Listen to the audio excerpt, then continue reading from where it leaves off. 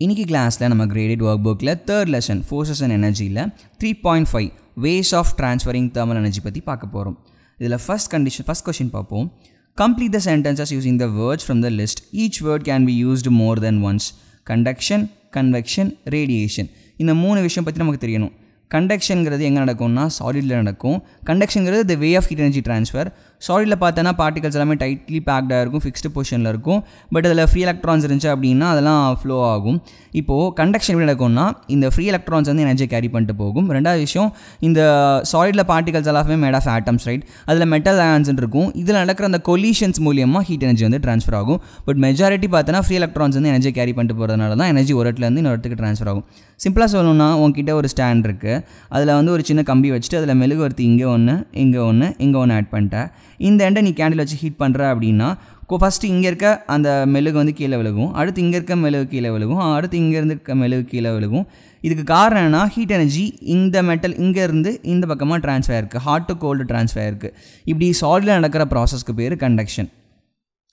கன்வெக்ஷனுங்கிறது பார்த்தோன்னா லிக்விடில் நடக்கிறது. என்கிட்ட ஒரு பீக்கர் இருக்குது, அதில் வாட்டர் இருக்குது, அதை நான் ஹீட் பண்ணுறேன் அப்படின்னா என்ன ஆகும்னா இங்கே இருக்க அந்த லிக்விட் பார்ட்டிகல்ஸ் எனர்ஜியை கெயின் பண்ணனால என்ன ஆகும்னா நல்லா வைப்ரேட் ஆகும். வைப்ரேட் ஆகி என்ன ஆகும்னா வாட்டர் வேப்பராக கன்வெர்ட் ஆக ட்ரை பண்ணும். அதனால் தள்ளி விலகி போக ட்ரை பண்ணும். அந்த ஃபோர்ஸ் ஆஃப் அட்ராக்ஷனை விட்டு தாண்டி தள்ளி, இப்போ ஃபார் எக்ஸாம்பிள் இப்படி இருக்குது அப்படின்னா அது என்ன பண்ணும், இப்படி ரேண்டமாக இப்படி லூஸ்லி பேக்டாக இருக்குது அப்படின்னா ஸோ இது வந்து வைப்ரேட் ஆகிறனால கொஞ்சம் தள்ளி போக கொஞ்சம் ட்ரை பண்ணும். அப்போ என்ன ஆகும்னா எக்ஸ்பேண்ட் ஆகுமா? ஸோ ஹாட் வாட்டர் எக்ஸ்பேண்ட் ஆகும், அப்போ இது மேலே போகும். அப்போ இங்கே வந்து ஒரு பார்ஷியல் வேக்யூம் மாதிரி ஒரு சின்ன ஸ்பேஸ் க்ரியேட் ஆகுமா? அப்போ இங்கே கோல்டாக இருக்கிற வாட்டர் வந்து இந்த இடத்த வந்து ஃபில் பண்ணிக்கும். இந்த மாதிரி வந்து ஒரு ஏரோ ட்ரா பண்ணிக்கலாம் நம்ம. இதை வந்து கன்வெக்ஷன் கரண்ட்டுன்னு சொல்லுவாங்க. ஹாட் ஏர் இல்லை ஹாட் லிக்விட் பார்த்தோன்னா வந்து மேலே ரைஸ் அப் ஆகும், அந்த பிளேஸ் எம்டி ஆயிரும். ஸோ இப்போ கோல்டு ஏர் இல்லை கோல்டு வாட்டர் வந்து இந்த இடத்த வந்து ஃபில் பண்ணிவிடும். ஸோ இப்படி மூவ்மெண்ட் ஆஃப் ஃப்ளூயிட்ஸ் இல்லை மூவ்மெண்ட் ஆஃப் ஏர் பார்ட்டிகல்ஸ் இல்லை மூவ்மெண்ட் ஆஃப் வாட்டர் பார்ட்டிகல்ஸ் நம்ம என்னென்னு லிக்விட் பார்ட்டிகல்ஸ் என்னென்னு சொல்லலாம்னா கன்வெக்ஷன் கரண்ட்டுன்னு சொல்லலாம். ரேடியேஷனுங்கிறது இட்ஸ் ஒரு டைப் ஆஃப் எனர்ஜி ட்ரான்ஸ்ஃபர் இந்த ஃபார்ம் ஆஃப் வேவ். இன்னும் கொஞ்சம் நீங்கள் ஹையர் கிரேட்ஸில் எலக்ட்ரோமேக்னெட்டிக் வேவ்ஸ்னால் என்ன, எப்படி வந்து எனர்ஜி ட்ரான்ஸ்ஃபர் ஆகுது, அதெல்லாம் கொஞ்சம் அட்வான்ஸ்டாக பார்க்கலாம். First question, thermal energy is transfer from sun to earth is due to radiation. ஏன்னா இடையில வந்து ஸ்பேஸ் தான் இருக்குது, ஸ்பேஸ் வந்து வேக்யூம், அதில் எந்த ஒரு ஆர்டினரி மேட்டரும் லைட்டோட இன்ட்ராக்ட் பண்ணுறதுக்காக இல்லை. அதனால் வந்து ரேடியேஷனுக்கு வந்து பார்ட்டிகல்ஸ் தேவையே இல்லை எனர்ஜியை ட்ரான்ஸ்ஃபர் பண்ணுறதுக்கு. தென் அடுத்து பாரு, thermal energy is transferred within the metals வந்து காரணம் என்ன வே ஆஃப் ட்ரான்ஸ்ஃபர்னா conduction. Then when warm air rises through the cold air, this is called convection. Neither dash nor can occur in vacuum because vacuumல particles இல்லை. conduction நடக்கிறதுக்கு எனக்கு particles வேணும், convection நடக்கிறதுக்கு எனக்கு free moving particles வேணும். But vacuumல particles இல்லை, அப்போ கண்டக்ஷனும் கன்வெக்ஷனும் நடக்காது. ஸோ இப்போ ஆன்சர் என்ன, neither conduction nor convection can occur. கன்வெக்ஷனும் நடக்காது, கண்டக்ஷனும் நடக்காது எங்கே, வேக்யூமில். அடுத்து பாருங்கள், draw a straight line to match up the type of thermal energy transfer the way it works கேட்டிருக்காங்க. கண்டக்ஷன் என்ன, கன்வெக்ஷன் என்ன, ரேடியேஷன் நமக்கு தெரிஞ்சிருக்கணும். ஃபஸ்ட்டு கண்டக்ஷன் பார்ப்போம். இந்த முன்னாடியே சொன்ன மாதிரி இதான் ஆன்சரு. கண்டக்ஷனுங்கிறது பார்ட்டிகல்ஸ் என்ன ஆகும்னா வைப்ரேட் ஆகும், கொலைட் ஆகும், அதனால் வந்து எனர்ஜியை வந்து ட்ரான்ஸ்ஃபர் பண்ணும். இது வந்து கண்டக்ஷன். கன்வெக்ஷனுக்கு ஆன்சர் என்னன்னா பார்ட்டிகல்ஸ் வந்து வைப்ரேட் ஆகும், நிறைய ஸ்பேஸ் எடுத்துக்கும், டென்சிட்டி வந்து டிக்ரீஸ் ஆகும். அதனால ஏன்னா நம்ம ஃபார்முலா தெரியும்ல, density equal to mass by volume. In case particle vibrate ஆகி வால்யூம் வந்து இன்க்ரீஸ் ஆச்சுன்னா டென்சிட்டி வந்து டிக்ரீஸ் ஆகும். அதனால் தண்ணியோட டென்சிட்டியை விட அந்த பார்ட்டிகல்ஸோட டென்சிட்டி பார்த்தோன்னா கம்மியாக இருக்கும், அதனால் அது ரைஸ் அப் ஆகும். அப்போ கோல்டு வாட்டர் வந்து கீழே வந்து சிங்க் ஆகிடும். அந்த மாதிரி ஒரு ப்ராசஸ் நடந்துக்கிட்டே இருக்கும். அது வந்து கன்வெக்ஷன். நெக்ஸ்ட் ரேடியேஷன் பார்த்தோன்னா இதுதான், a type of wave that does not require particles to transfer thermal energy. இது வந்து ரேடியேஷன், நம்ம ஆல்ரெடி பார்த்தது தான். Comparing thermal energy transfers 3.5b. First question, explain why conduction of heat occurs more easily in solids than in gases. ஏன்னா conduction of heat எனர்ஜிங்கிறத நம்ம முன்னாடியே பார்த்தோம், அங்கே வந்து நிறைய கொலிஷன்ஸ் நடக்கணும். பட் கேஸஸில் பார்த்தோன்னா பார்ட்டிகல்ஸ் எல்லாமே ரொம்ப ரேண்டமாக பேக் ஆகிருக்கு. அப்போ சாலிட்ஸை கம்பேர் பண்ணும்போது பார்த்தோன்னா கேஸஸில் அந்த கொலிஷன்ஸ் நடக்கிறதுக்கான சான்சஸ் வந்து ப்ராபபிலிட்டி வந்து கம்மி. அதனால் கண்டக்ஷன் வந்து சாலிட்ஸில் ஈஸியாக அக்வயர் ஆகும், பட் கேஸஸில் அவ்வளோ ஈஸியாக வந்து அக்வயர் ஆகாது. அதுதான் answer. Next, explain why convection can occur in liquids and gases but not in solids. கன்வெக்ஷனுக்கு வந்து பார்ட்டிகல்ஸ் வந்து ஃப்ரீயாக ஃப்ளோ ஆகணும், இந்த மாதிரி மூவ்மெண்ட் ஆகணும் பார்ட்டிகல்ஸ். பட் சாலிடில் எல்லாமே டைட்லி பேக்டுனால அதோட ஃபிக்ஸ்டு பொசிஷன்ஸில் தான் மேலே கீழே வைப்ரேட் ஆகிட்டு இருக்கும். நம்ம ஃப்ரீ மூவிங் பார்ட்டிகல்ஸ் கிடையாது, அதனால் வந்து கன்வெக்ஷன் வந்து சாலிடில் நடக்காது. Explain why radiation can occur in vacuum while conduction and convection cannot occur in vacuum because already பார்த்தது தான் conduction and convection நடக்கிறதுக்கு we need particles but radiationக்கு வந்து particles தேவையில்லை vacuumல நமக்கு வந்து ordinary matter particles கிடையாது லைட்டோட interact பண்ணுறதுக்கு எனர்ஜி கேரி பண்ணிட்டு வர்றதுக்கு அதனால கண்டக்ஷனும் கன்வெக்ஷனும் vacuumல நடக்காது conduction convection நடக்கிறதுக்கு நமக்கு particles தேவை radiation நடக்கிறதுக்கு particles தேவையில்லை Next பார்க்க போகிற கான்செப்ட் பார்த்தீங்கன்னா 3.5c variables affecting thermal energy transfer. Use ideas about conduction, convection, radiation while answering this question. Explain why a cooking pot is made from metal.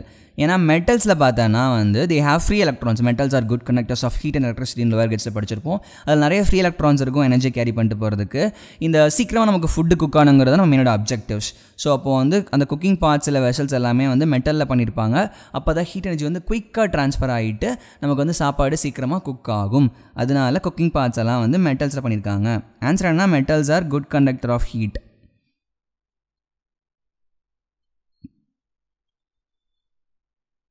அடுத்த question பார்ப்போம் explain why the handle of the cooking pot is made from the wood ஏன்னா நீங்கள் cooker வச்சுருக்கீங்க இல்லை ஏதோ ஒரு vessel வச்சுருக்கீங்க அப்படின்னா ஹேண்டில்ஸ்லாம் பார்த்தீங்கன்னா வந்து வுட்டில் பண்ணியிருப்பாங்க ஏன்னா வுட் வந்து it's a bad conductor of heat அதில் ஃப்ரீ எலக்ட்ரான்ஸ் அவ்வளோவா இருக்காது எனர்ஜி கேரி பண்ணிட்டு போகிறதுக்கு அதனால் உங்கள் கை சுடாது இதில் மெயின் அப்ஜெக்டிவ் என்ன ஹேண்டிலில் வந்து நீங்கள் பிடிச்சி தூக்க போகிறீங்க அங்கே ரொம்ப ஹாட்டாக இருந்துச்சுன்னா அவங்களால தொடவே முடியாது அதனால் அங்கே வந்து ஒரு புவர் கண்டக்டர் ஆஃப் ஹீட்டை யூஸ் பண்ணணும் அதனால் வுட்டை யூஸ் பண்ணியிருக்காங்க Next question பாருங்க explain why so இப்போ answer எழுதலாம்னா because wood is a bad conductor of heat so it won't hurt you when you touch so அது எழுதிக்கலாம் explain why houses in the hot countries are often painted as white இன்னொரு concept நம்ம படிச்சிருக்கோம் ரேடியேஷனில் colour and texture will affect the way of heat energy transfer இப்போது black கலரில் ஒரு object இருக்குது அப்படின்னா அந்த ஆப்ஜெக்ட் வந்து good absorber and good emitter of heat energy but ஆனால் இதுவே ஒயிட் கலரில் இருக்குது இல்லை சில்வரி கலரில் இருக்குது அப்படின்னா it's a bad conductor or bad absorber or bad emitter of heat energy அப்படின்னு சொல்லலாம் அதே மாதிரி சர்ஃபேஸ் வந்து பார்த்திங்கன்னா ரொம்ப ரஃப்பாக இருக்குது அப்படின்னா it's a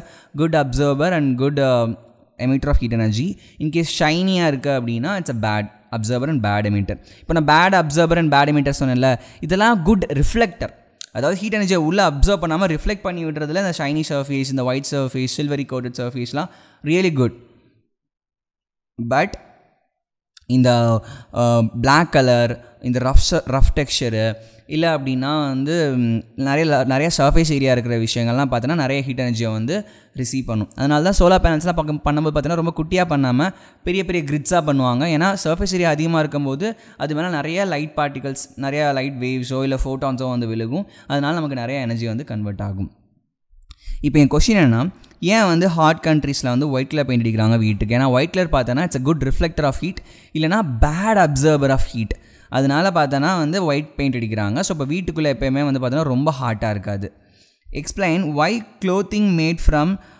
வுல் can help you keep warm in cold weather so இந்த மெட்டீரியலில் பண்ணும்போது என்ன ஆகுனா இந்த வுல் பார்த்தோன்னா வந்து it's a bad conductor of ஹீட்டை ஸோ உன் பாடியை பார்த்தோன்னா எப்போவுமே வந்து ஒரு சேஃப் டெம்பரேச்சர்லேயே வச்சுருக்கும் உன்னை வந்து கொஞ்சம் வார்மாகவே வச்சுருக்கும் அதனால தான் வந்து நம்ம வந்து ஸ்வெட்டரோ உள்ளோ இதெல்லாம் பார்த்தோன்னா நம்ம கொடைக்கானலோ ஊட்டியோ போகும்போது நம்ம வியர் பண்ணிட்டு போகிறோம் இதுங்கெல்லாம் பார்த்தோன்னா பேட் கண்டக்டர் ஆஃப் ஹீட்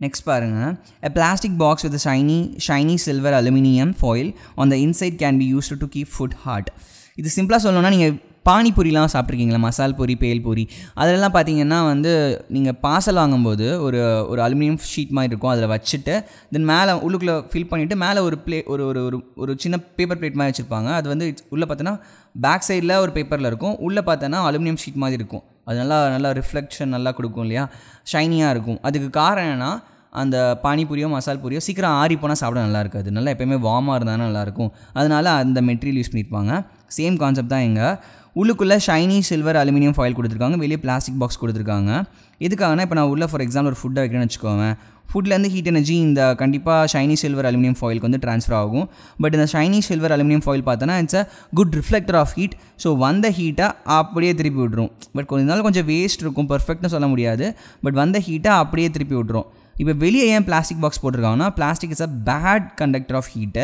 அதனால் வெளியே எந்த ஒரு ஹீட் எனர்ஜியுமே ரேடியேஷன் ஃபார்மில் எஸ்கேப் ஆக இது விடாது இருந்தாலும் பர்ஃபெக்டாக எதுவுமே ட்ராப் பண்ணோம் அப்படிலாம் சொல்ல முடியாது லைட்டாக வந்து லீக் ஆக தான் செய்யும் ரேடியேஷனில் அது ஒரு பிரச்சனை கிடையாது ஸோ நீ ஆன்சர் வந்து நீ ஓன் வேர்ட்ஸ்லேயே எழுதலாம் First விஷயம், the plastic box is made up of two things. Inside it has a shiny silver aluminum foil. It's a good reflector of heat, so the heat energy from the food will be reflected back to the food again. And next one is plastic is a bad conductor of heat, so no heat energy will be transferred or escaped from the plastic box in the form of radiation. Signing off, Mukesh. Bye bye.